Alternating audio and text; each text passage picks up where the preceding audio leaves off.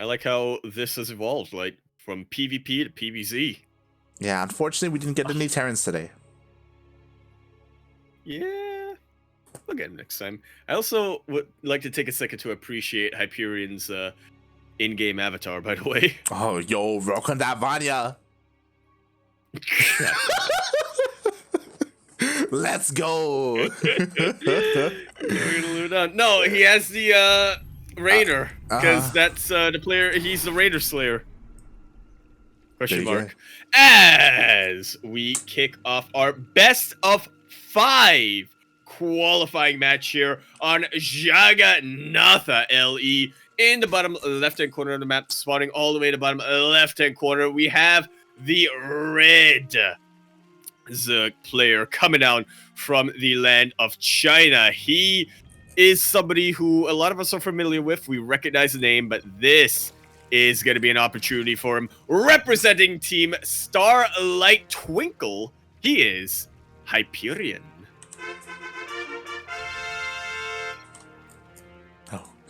And spawning in the top right-hand corner, as we do not understand what the players are saying, but hopefully everything is okay. Do you?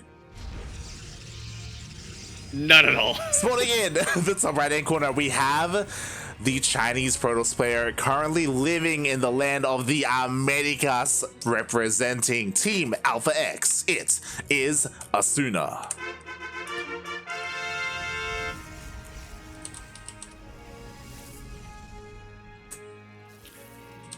Alrighty, the mind games have started. Asuna's trying to gas steal, maybe? Question mark. Probably not. We'll see what he decides to do here. Again, we got some worker on worker action right now. The probe does escape, only taking shield damage. Oh. You can definitely get away with that. It's continuing to be as annoying as possible. Trying to disrupt the mining of the drones here. Just a bit. Did also deny the natural base, forced the more forward triangular third base, which honestly is a little bit more exposed, but Hyperion has been in this situation before in his previous series against Enchant. So he's definitely got a lot of a warm-up here. Oh, you gotta appreciate that. Oh my god.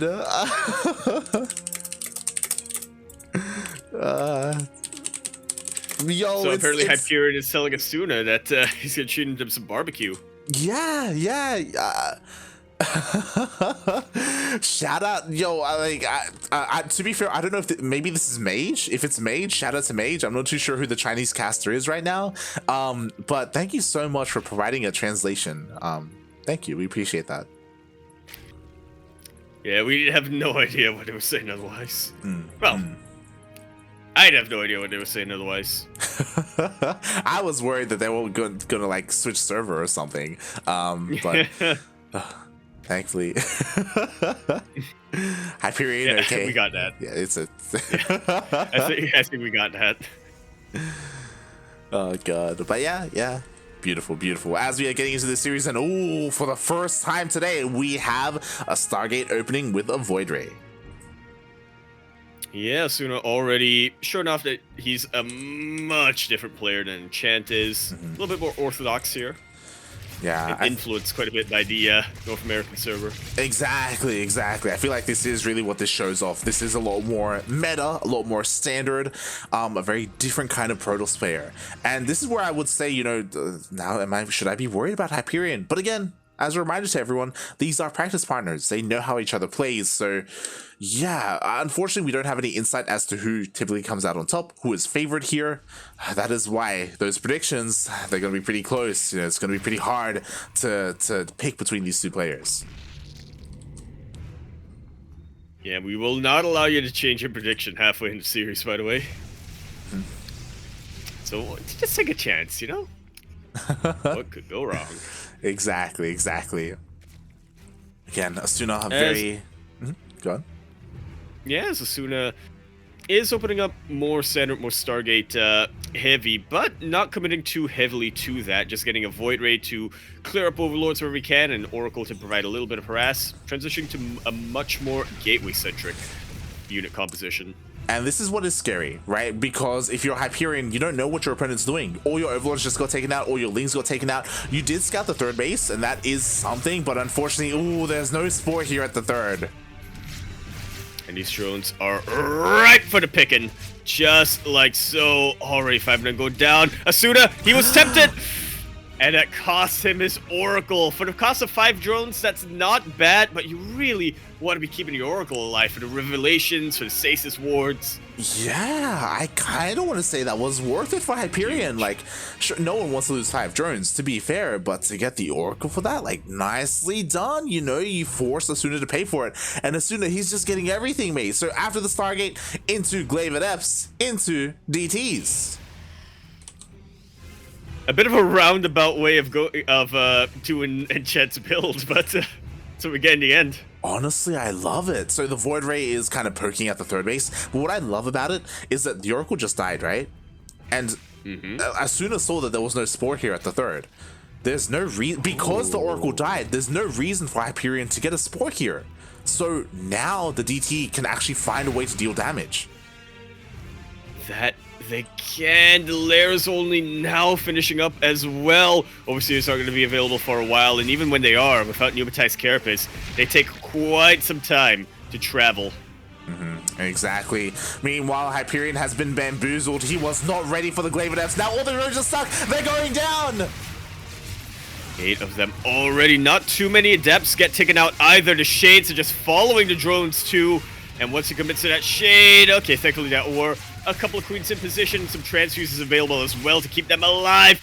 But man, even more drones are going down, and this isn't the most committed Adept harass.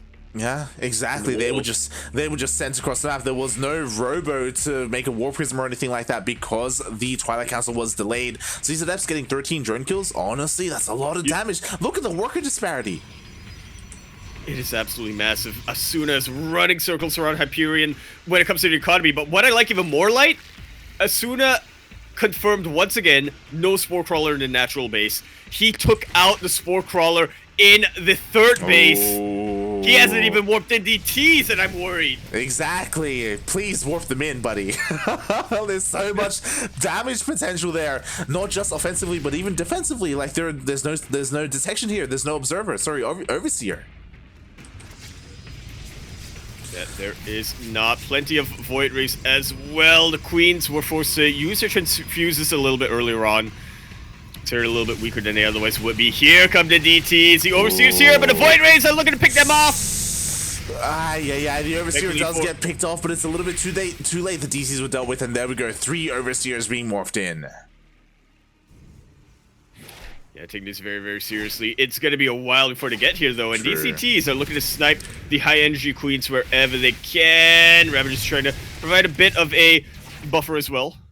This is buying so much time. There it is. We do have Pneumatized Carapace on the way. We do have Overlord Speed on the way to help with these Overseers, but because of that, honestly, Hyperion was going to straight up kill this base, and now Asuna holds just off of DTs. Man. Well, he's getting ready for round 2, but he doesn't have a lot of energy on those Queens anymore. His army's a little bit weaker. Look at how many shield batteries Asuna has got at that base, plus the cannons. He is set up, and oh my god, the Overseers! Okay, they just barely survive for now. Never mind, I spoke too soon. One of them gets focused down, the second will get focused down. At the same time, Adepts are not just harassing, mate, they are decimating the mineral lines. Well, if Hyperion wasn't all in before, he is absolutely all in now. Again, no detection. Oh my god. They get taken out. The DTs are having an absolute field day. This is every Nerazine Protoss player's dream. Exactly. Meanwhile, those Roaches are actually dealing a lot of damage, but at the same time, every single drone is going down across the map. Not just that, the army gets pushed away. No detection, as you said. Asuna, he defends. He did sustain some losses, but nowhere near as much as Hyperion. He's not even turning around his Void Race to deal with those Roaches, like. He doesn't care, mate. He doesn't care. The Roaches, they will be dealt with eventually by these DTs. We're getting into a scenario where the worker count is surprisingly even, but again, the Void Rays are going to get out of control because all the Queens died earlier. Without that mass amount of Queens, like 1 or 2 Queens is not enough. That it definitely is not, especially when they don't have energy for transfuse. Oh, getting a bit of a flank here with those queens. Asuna's gonna have to think twice before pushing to this location, but yeah, there's only a single overseer. Okay, there are 2 overseers, thankfully. Yeah, thankfully there is detection here. Meanwhile, the Void Rays, oh god, they're just dancing between the bases. They keep finding more and more damage. These things are gonna get cleaned up across the map. And oh my god, he's just gonna right click on the lair. No more overseers. Oh god.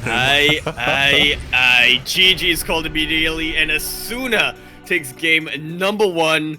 I have to imagine that Asuna was bamboozling Hyperion based on the practice games. I would have to imagine, mate. He was not expecting those DTs. Eventually, he got the detection, but Asuna was so on point with focusing down those observers at every single turn. And damn, that was what a game. That was sharp. Coming out from the side of Asuna. I have in my head canon now. I imagine that when Asuna and Hyperion practice, Asuna exclusively goes Stargate styles. Does not whip out the DTs. Doesn't even make a gateway after his initial gateway. Oh my god! It just really caught Hyperion off guard there, and to be fair, like even though he wasn't necessarily ready for those DTs, like he was dealing a lot of like harassing damage, like with those roaches as well. Like he was fighting well. That timing was on point. If he had known about the DTs, then he would have been able to maybe just crush Asuna then and there. That was still a very intense game. It really was. It was almost like those scenarios where you see High Templar versus Vipers, where it's who shoots first. Does Asuna take out the Overseers first, or does Hyperion take out the DTs first? Yeah. And, well, Asuna's just a bit quicker on the draw.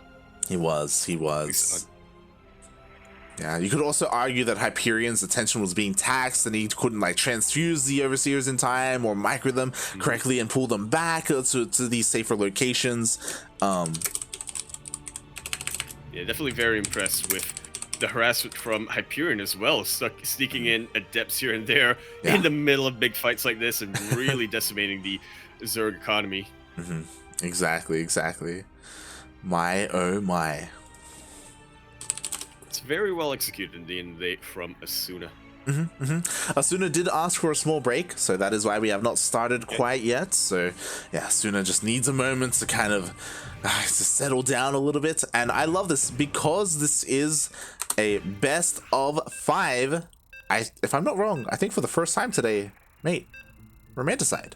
Oh yeah, quite a surprise here. Yeah. That we're only seeing it now. To be fair, we did have a bunch of PvPs and we did PvZs as well against some very active players who don't really, or players who prefer to play active, I should say. That's a very nice way to put really it. Want to be some active players, aggressive players, very in your face. They do not want to hang back on 3 or 4 bases and build up their armies from there, but I fear that maybe what at least one of these players should be doing on a map like Romanticide, but we'll get to that when we get to that. In the meantime, we are going to be spawning in the top left-hand corner map, all the way in the top left-hand corner of Romanticide LE, where we have the red Zerg player coming down from the land of China, getting a little bit bamboozled by his #1 practice partner. He is going to be representing Team Starlight Twinkle. He is Hyperion. And spawning in the bottom right-hand corner of Romanticide LE, we have the Chinese Protoss player living in the land of the United States of America, representing Alpha X. And already up 1-0 in this best of 5 series, best of 5 qualifying match. It is Asuna.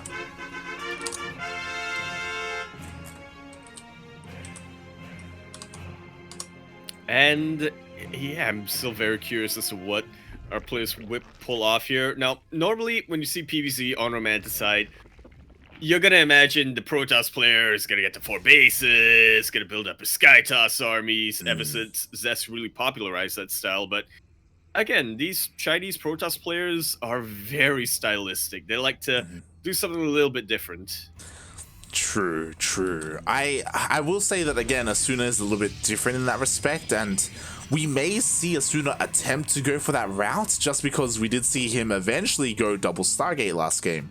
It took him a while to get there. It was kind of a roundabout way, right? He kind of went for a Twilight Council first, then a Dark Shrine, then a second Stargate eventually for that double Void Ray production. So to me, that tells me that he does want to get into Skytoss. Like that's the end goal for Asuna. Whereas for someone like Enchant, they wanted to end the game with Disruptors, right? With a ground-based army. So we should probably see that again from Asuna. My question is, does Hyperion want to play against that? Or is he going to try and end the game a little bit earlier?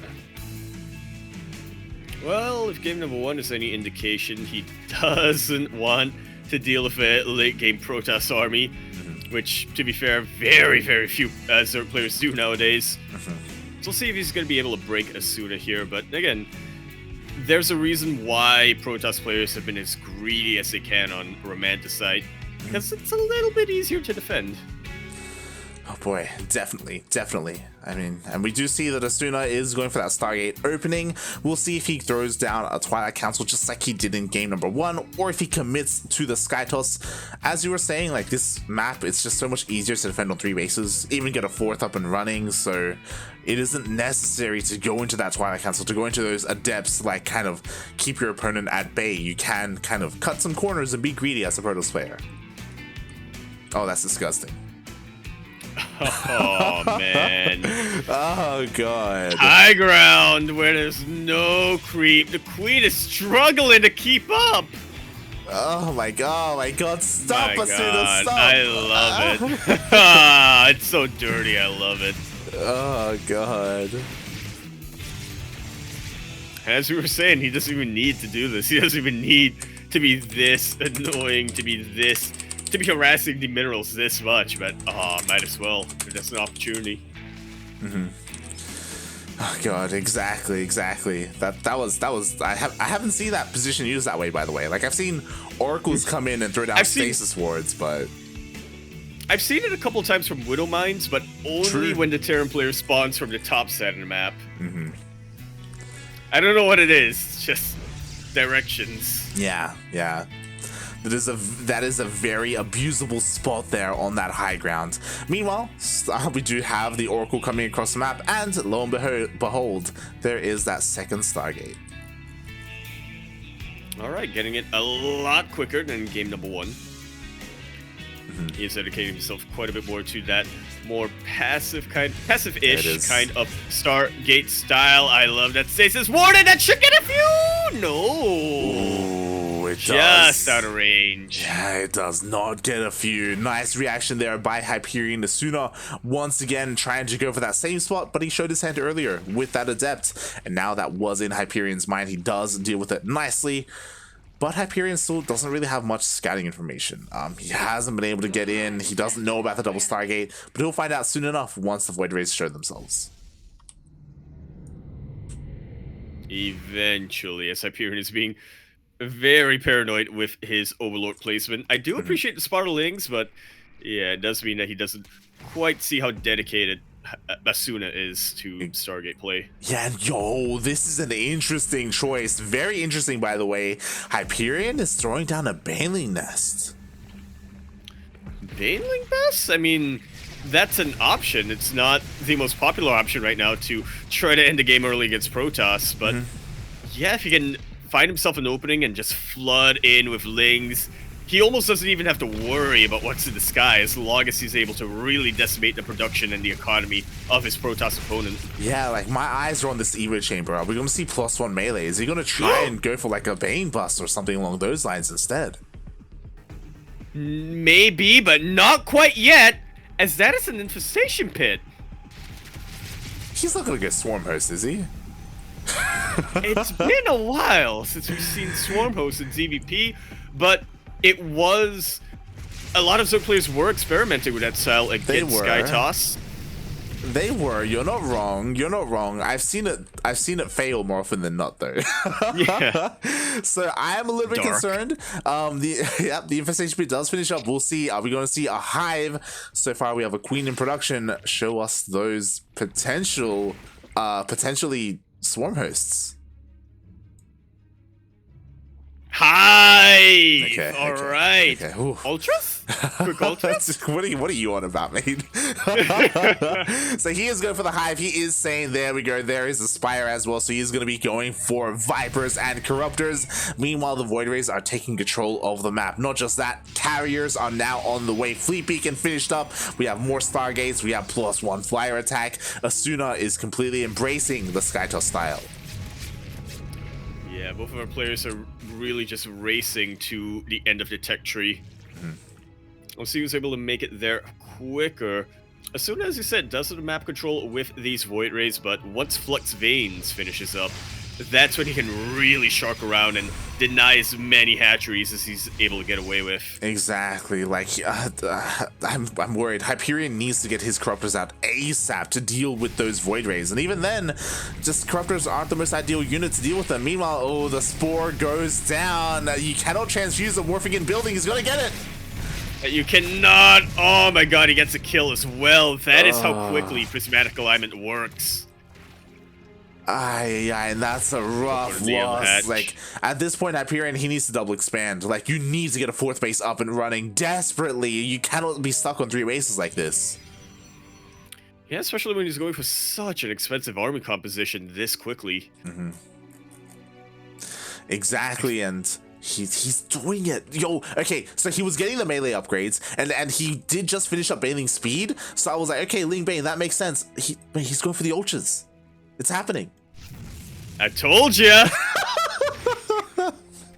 You're like, what better way? I could see it from a mile away. Okay, it was obvious that he was going for the ultras, mate. What are you on about? Mate. Call yourself a Zerg player. What? Yeah, maybe I should switch to Zerg now.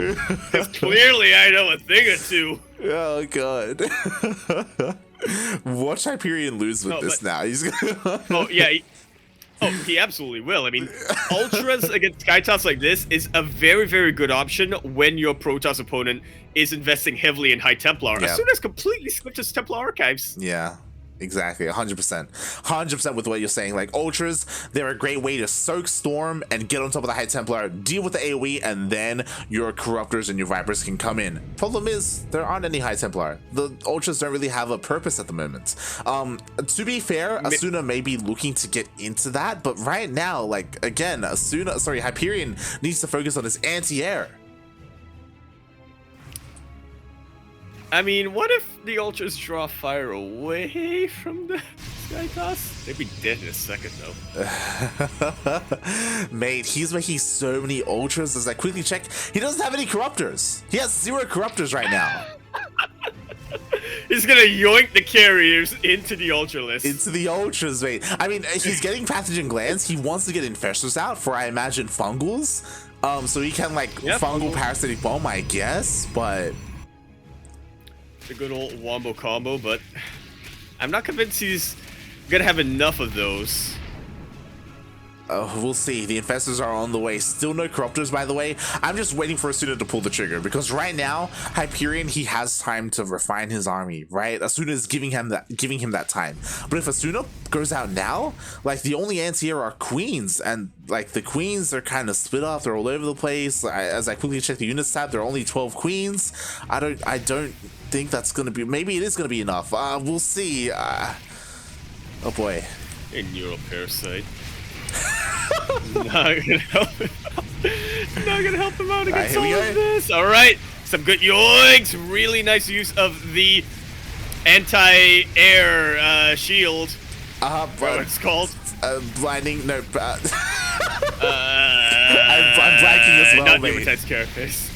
But yeah, I mean, he's been able to clear out a lot of. I'm blanking on the name as well. Interceptors, there we go, but it is not going to be anywhere near enough. Hey, look at that! The ultras are doing actually nothing. don't know what they're attacking. They're doing nothing, mate. GG is called. GG gets called, and Asuna takes game 2.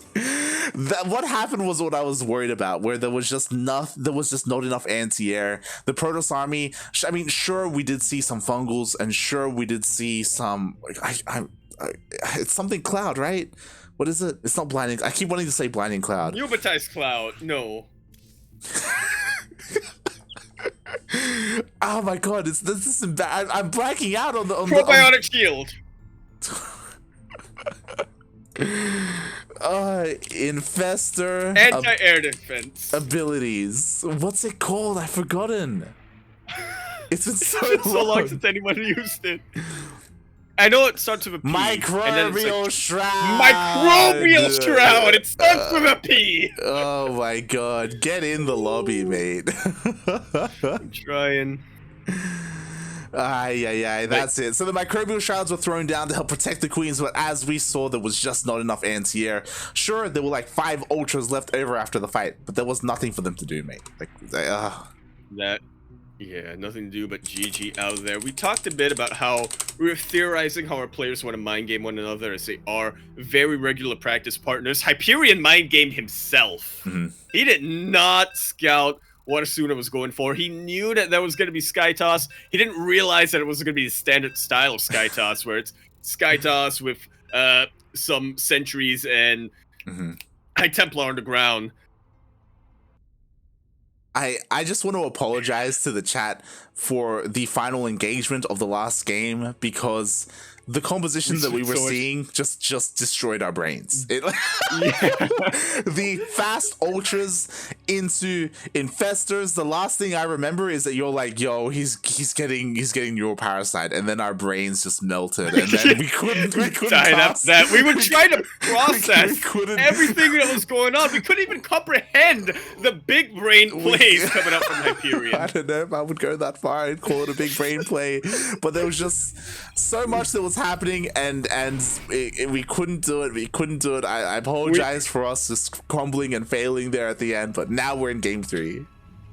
We spent half of the final engagement trying to remember the name of the microbial crowd. That's why we were like, all right, but we are on a much less. Oh my lord, we are on a much less defensible map, and our player spawning in the bottom right-hand corner of it is looking to take advantage with that 12 pool. It is a red Zerg player coming out from the land of China, representing Clan Starlight Twinkle. He is not Rainer's R ability from Heroes of the Storm. He is his own man. He is Hyperion. Going for the 12 pool and spawning in the top left-hand corner of Lightshade LE, we have the Chinese Protoss player. He is purple, representing Team Alpha X. Already up 2-0 in this best of 5 qualifying match. He just needs one more, and he moves on to a closed qualifier. It is Asuna.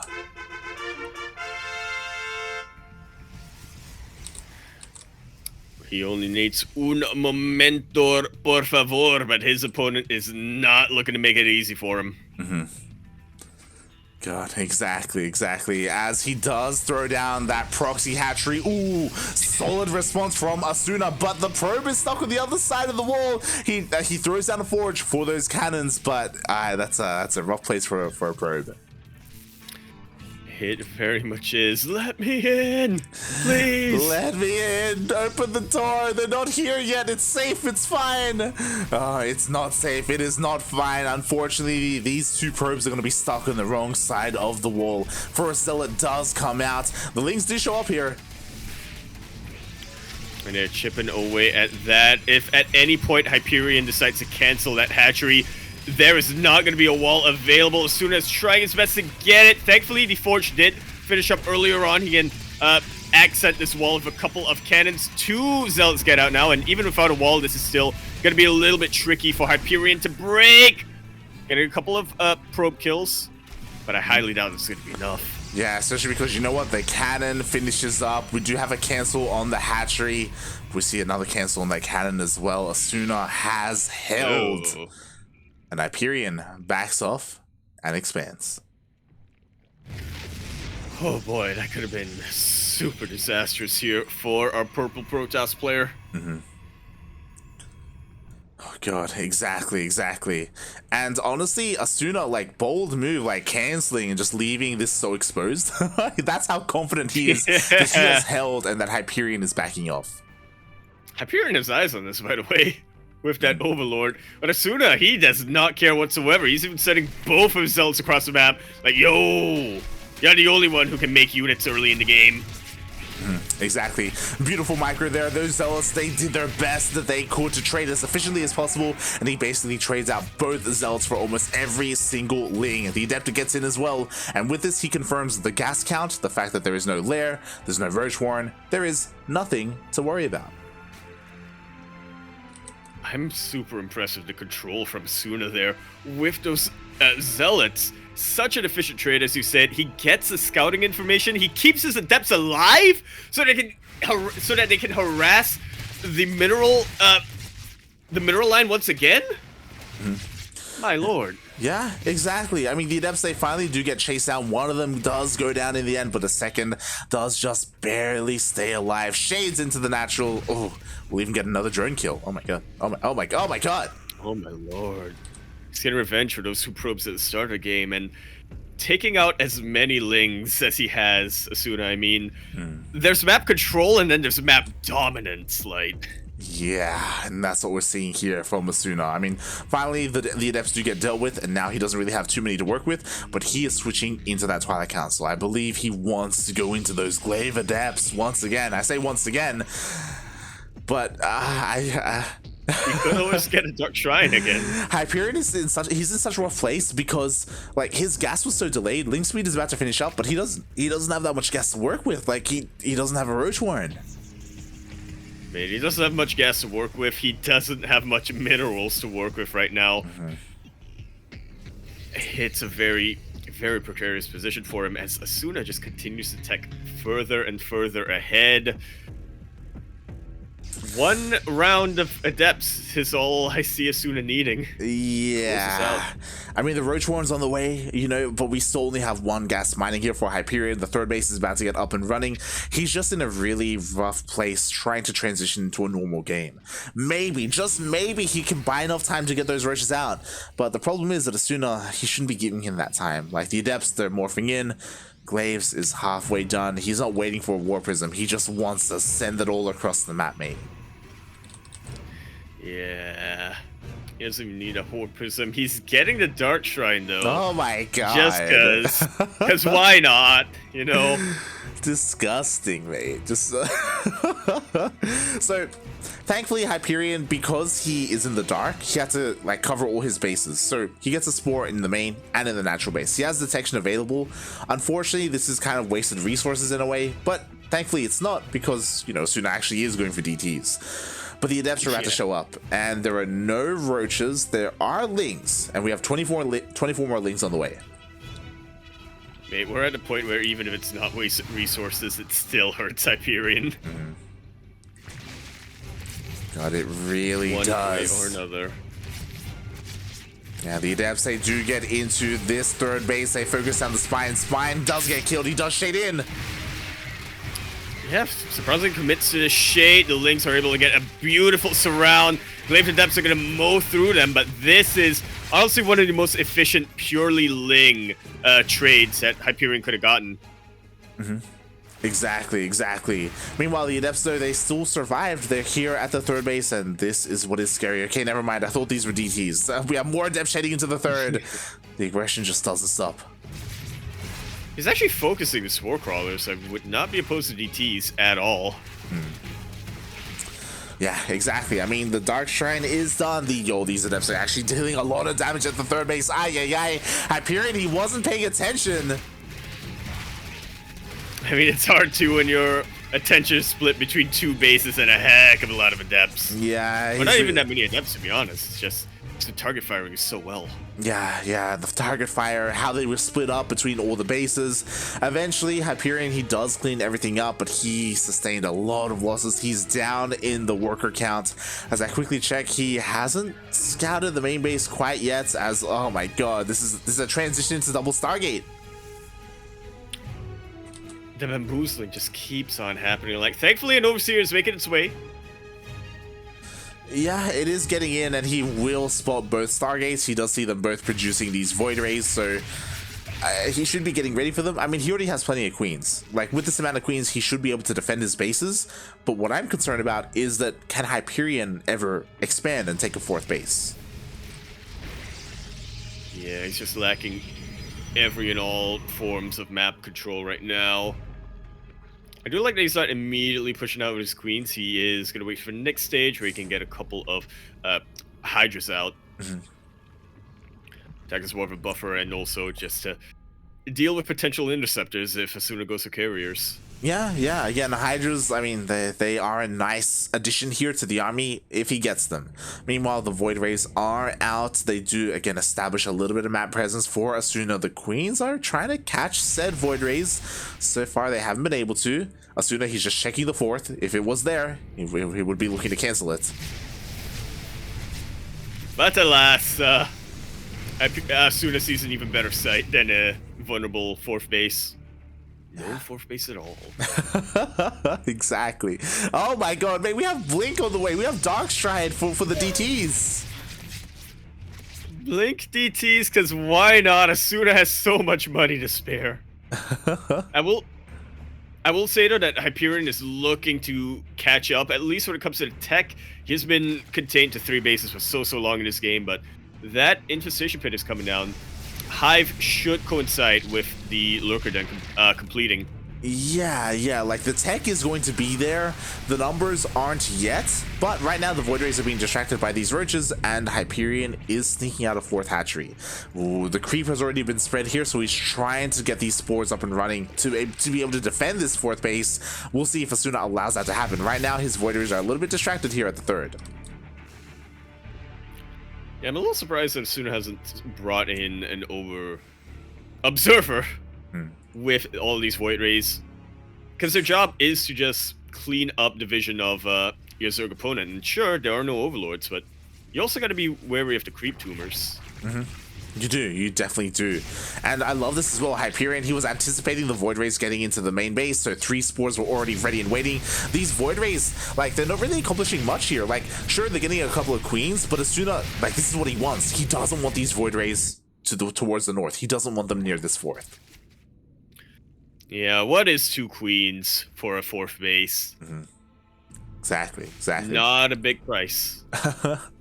And with that, now we have equal bases. Now the tech is finished up. Hive is about to finish up as well, so we can get into that Hydra, Lurker, Viper for Hyperion. Meanwhile, though, Asuna hasn't been slacking off either. Like, even though his Void Rays haven't been in the best positions, carriers are already on the way. Yeah, thankfully Hyperion does have a couple of Hydras out now. The #1 anti-interceptor unit out there. But yeah, surprisingly, it's Lightshade and not Romanticide that's giving us our longer tier 3 game. Exactly. Asuna tried to get there earlier when it came to Romanticide, but it did hit a little bit faster there.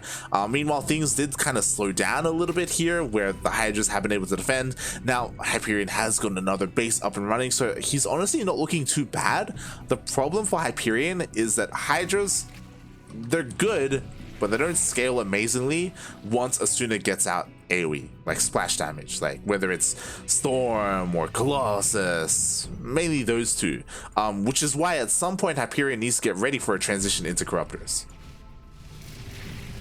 And he really does. But that time is quite... The time to worry about that is quite a bit far into the future. It's off in the distance, mate. Much like my thoughts, yeah. Much like my thoughts are off in the distance. Yeah. It's not here yet, it's not in the now. Yeah. It's in the then. It's in the later. It's in the soon, TM. Exactly. Meanwhile, oh my god, is he going to be able to get the hatchery? Prismatic alignment, that's all I'm going to say. But 'twas a trap! As these Vipers doing as many Void Rays as they can. Asuna is making out with a pretty decent loss, honestly. Overall, worth it just to keep Hyperion back on 3 bases, but he doesn't have much of a buffer left for his carriers. Hey, how does Asuna do it? Like, even though that was a nice catch from Hyperion, he still lost the base, and he also lost 16 drones. Like, those adepts dealt a surprising amount of damage. He's just a master of getting you where you're not looking. Yeah, Jesus Christ. Fainting, I think is what they call it. A feint attack. Oh my god, and with that, now we do see Hyperion is getting ready for his attack. He's clearing up all of these rocks. He's going to be pushing out across the map with his Hydras, I imagine with his Queens as well as his Vipers. I don't believe he has many Lurkers ready at the moment. He doesn't have any Lurkers at all, which is a little bit concerning. To be fair though, like, there isn't much on the ground to worry about. That there is not, but if those Zealots can distract the Hydras, then that's going to be a bit of point of worry. Hyperion's actually maxed out. I don't believe he can make any Lurkers unless he frees up some supply. Very true. Very true. He does need to free up supply. This is a really unfortunate scenario. Like, 3 or 4 Lurkers would be amazing right now. Meanwhile, he's fighting the carriers. The carriers get yoinked. Super isolated from everything else. And these Hydras are just having an absolute field day. That they are, but you know not what? for much longer. Yeah, the Zealots that you were talking about, they actually are getting on top of the Hydras. They were providing an amazing buffer. The Zealots even come around from behind, get on top of more of this army. And, Hyperion, he survives though. He is able to hold on. Yeah, overall a better trait for Hyperion, but a much better trait for Hyperion, especially when you consider now he actually has supply to morph in some Lurkers. There we go, beautifully done. And now, I think that was the first real sign for Asuna to really realize what he was up against. And there we go, Storm is now on the way. That is a game changer. And to be honest, for me, instead of maxing out, I feel like Hyperion, sure, like, get a couple of Lurkers, you needed them, but get ready for those Corruptors. Like, get ready for Corruptor, Broodlord, maybe even Infestor as well. Staying on this army is okay for now, but once Storm finishes, like, things are gonna get a little bit troublesome. That's a lot of High Templar. Banking up energy. It is, It's a lot of storms. Storm is gonna finish up in 10 seconds, but at the same time, Hyperion, he's pushing out across the map. His army has not been spotted by Asuna. Now it finally will, but Asuna's army is on the other side of the map. It is going to take a long time for these carriers to get in position. Thankfully, there's a lot of siding defense, which will slow down the push for the time being. Ooh. Oh, beautiful snipe on that warp in. Mate, that is huge. Meanwhile, the army has finally shown up. Not too many workers have gone down, but nice yoinks on the carriers. Oh my god. He's able to take them out, but he also herds the rest of the Hydras into storm range, and the DTs come from the back just to deal with whatever's left. Hyperion had such a good position, and in 1 or 5 seconds, Asuna turned it on its head. This is what I was worried about. Asuna looked at that army, snapped, and then bam, 50 supply was dead. Like, the storms blanketed everything, mate. And this is what I was worried about. Hydras are good until Storm shows up, because Storm doesn't care about your goddamn Hydras, mate. As the Hydras, they are falling, they are going down. The Archons, the Zealots, the DTs, everything is getting on top of the Hydras. And it looks like Asuna is getting that barbecue. That he is. I mean, sure, there's some parasitic bombs, but GG gets called, and Asuna takes the series 3-0.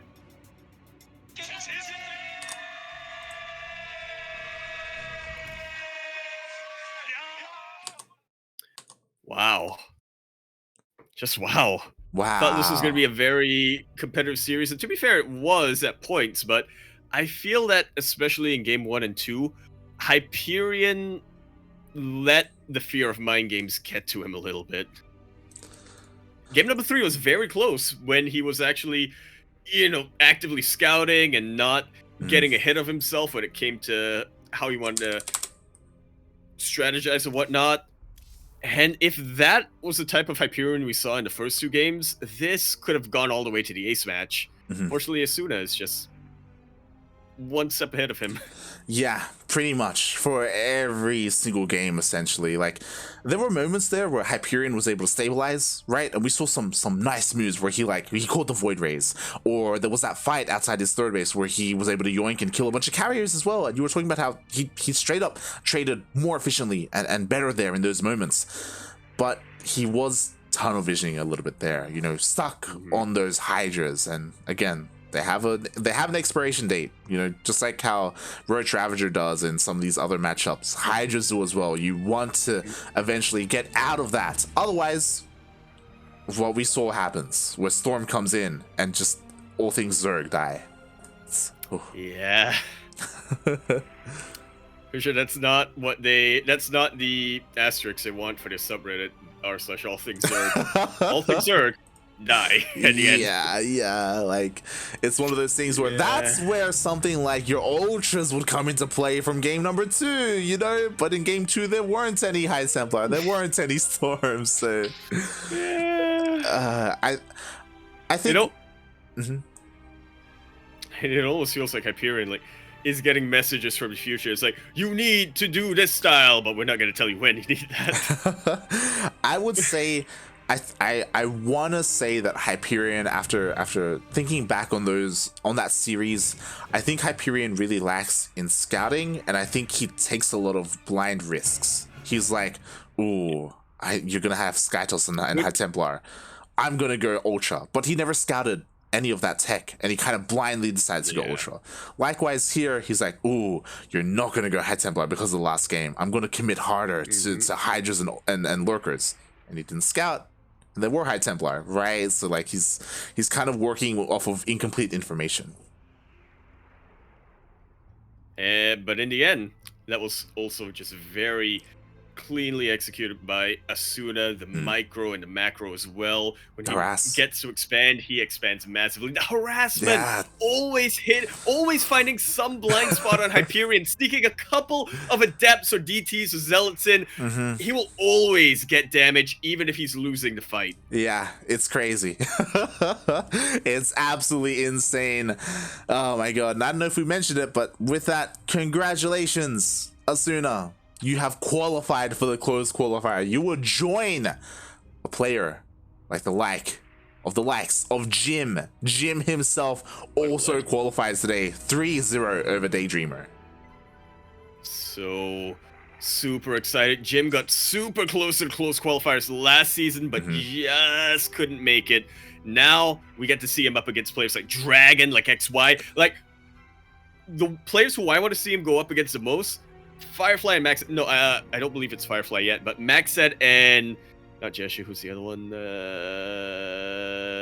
Firefly. Basically, Firefly eventually. Maxed and Cyan. There we go. I want to see Jim take it to these youngins.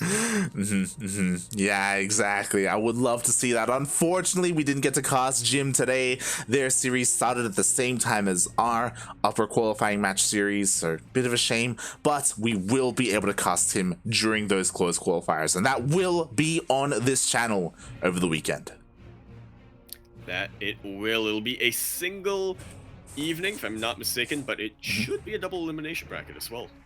Yes, it will. So if you enjoyed the broadcast, if you want to tune into more DreamHack action, we are casting almost every single DreamHack qualifier here on this channel. We have China, Taiwan, Hong Kong, Oceania, North America, Latin America, everything there is except for Europe. Yeah, unfortunately. Don't quite have the manpower. We gotta sleep. They might give us DreamHack Europe once again for the B streams. They will. They straight up will. Oh. So we will be casting some European StarCraft during the main event. We will, during the group stage, we will be covering the B stream for ESL. But yeah, I hope everyone had a good time here. I hope everyone enjoyed the cams. Yeah, I was hoping we get Latin America this season, but it is what it is. No, yeah, we will. Oh! Yeah, alrighty then. You know. See, I thought we would have to drop either EU or NA to get Latin America, but then they realized, wait a minute, these are the casting robots.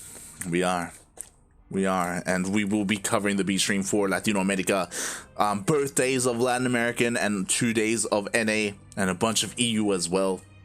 So yeah, again, if you enjoyed the stream, consider following this channel as I quickly switch things up here. Boom. You can see who we are. Thank you so much, Yakuzaku, for joining me today.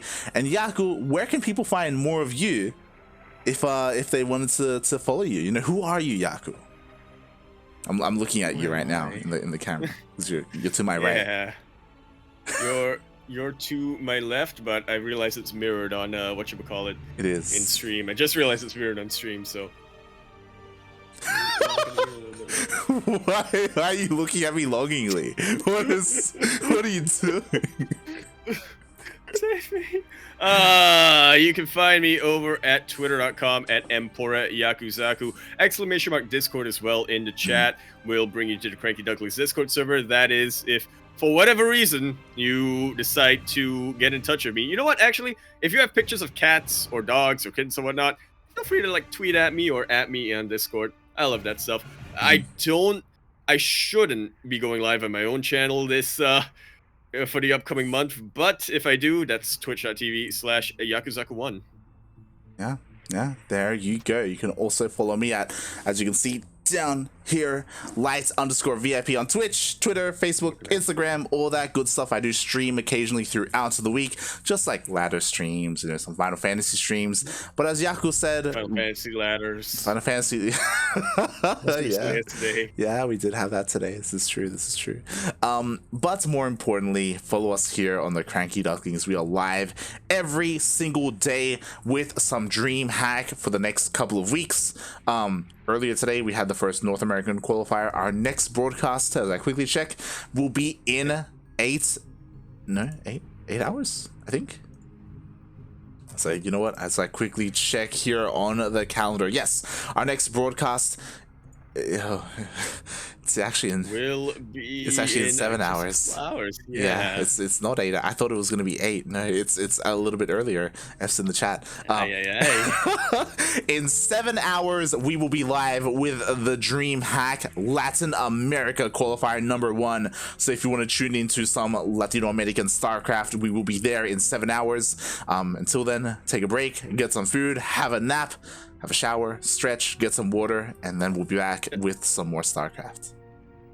Honestly, just keep the stream open in a tab on one of your monitors. Keep your PC on, because even when we're not streaming, we're going to be hosting somebody who is. Oh, we are. We definitely are.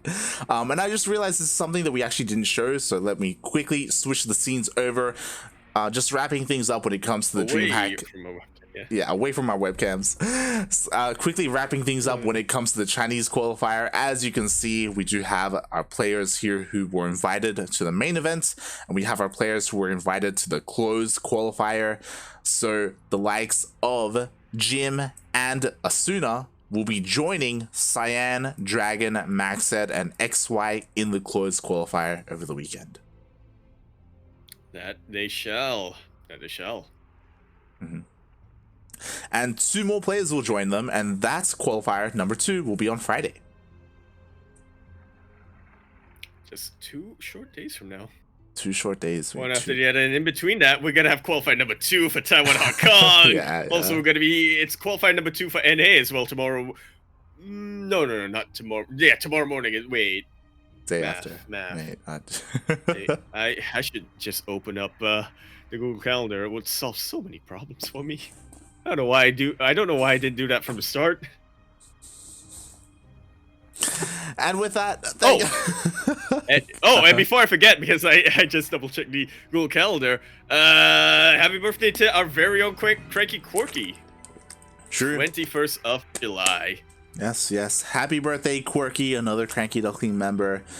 Oh boy, the years, they just keep on rolling by. They keep on coming and they don't stop coming. Why haven't I done that for 2,000 years yet? It's so obvious! Why haven't we done that yet? And with that, Yaku, do you have anything else you want to add before we end the stream today? I just want a couple of people asking. I just want everybody to know this is actually a blazer that's 2 sizes too small, and for women. Is it too? It looks like it fits you. It's actually pretty snug. Well, it fits my body. It's just my arms. Oh. But you know what? It's because I'm ripped. Is what it is. It's because I'm ripped. It does. The arms are too short for you, but it looks like the body is too big for you at the same time. I'll be honest. Like your body is just. It's just not proportional, mate.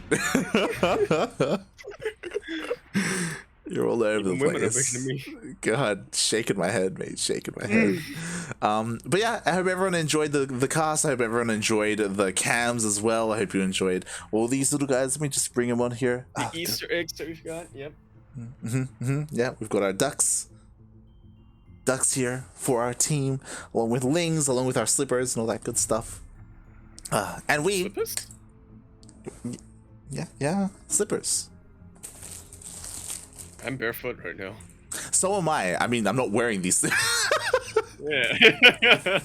Not wearing the slippers. Oh god. But with that, thanks everyone for watching, and we will see you guys next time. Next time. Bella. Bella.